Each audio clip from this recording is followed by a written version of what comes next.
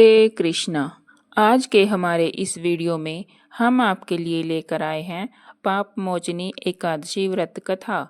एक समय युधिष्ठिर ने पूछा, हे यदुनंदन, अब आप चैत्र मास की कृष्ण पक्ष की एकादशी का नाम तथा उसकी विधि क्या है, यह सब कथा महात्म्य सहित वर्णन कीजिए।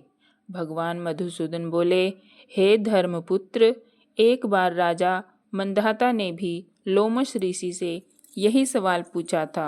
तब लोमश ऋषि ने कहा, हे राजन, चैत्र मास के कृष्ण पक्ष की एकादशी का नाम पाप मोचनी है। इनका व्रत करने वाले के सभी पाप नष्ट हो जाते हैं। इस संबंध में मैं तुम्हें एक कथा सुनाता हूँ। प्राचीन काल में चैत्र रथ नाम का एक सुंदर बसंत ऋतु युक्त वन था।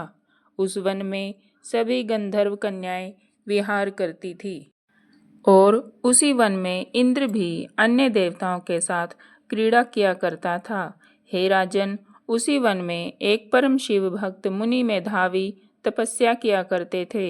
एक बार एक मंजू घोषा नाम की अप्सरा मुनि को मोहित करने के लिए मधुर स्वर से गाना गाने लगी। उसी समय अमन भी शिव भक्त मेधावी मुनि पर विजय प्राप्त करने के लिए प्रयत्नशील थे।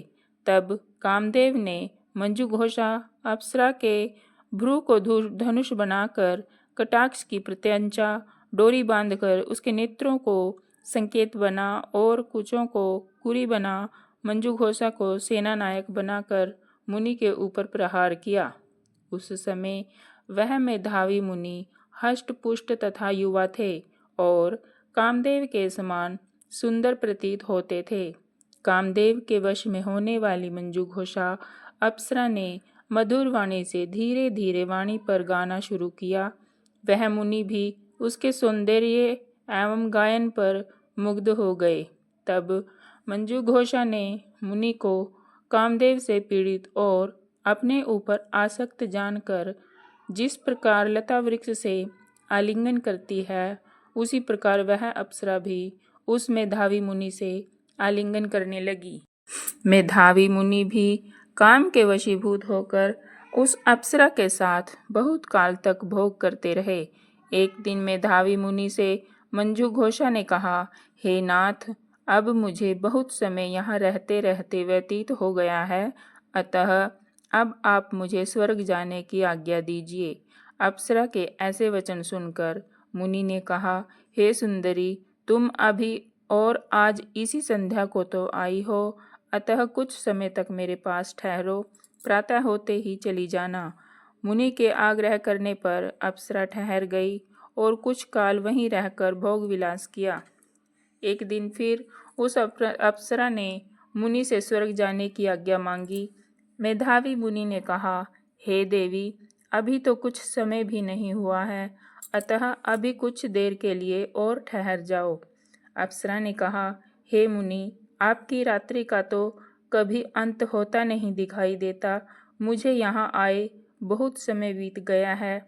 मंजू घोषा के ऐसे वचन सुनकर मुनि को आत्मज्ञान प्राप्त हुआ और उन्होंने जब भोग विलास करने के समय का विचार किया तो बहुत समय व्यतीत हो चुका था। यह सोचकर मुनि उस अप्सरा को काल रूप समझने लगे।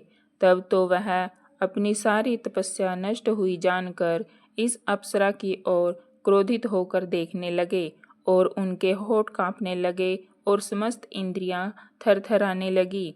उन्होंने उसी समय उस अप्सरा को श्राप दिया कि दुष्ट, तू पिशाचिनी हो जा, तू महापापिनी और दुराचारिणी है, तुझे धिक्कार है। मुनि के श्राप से वह अप्सरा पिशाचिनी बन गई।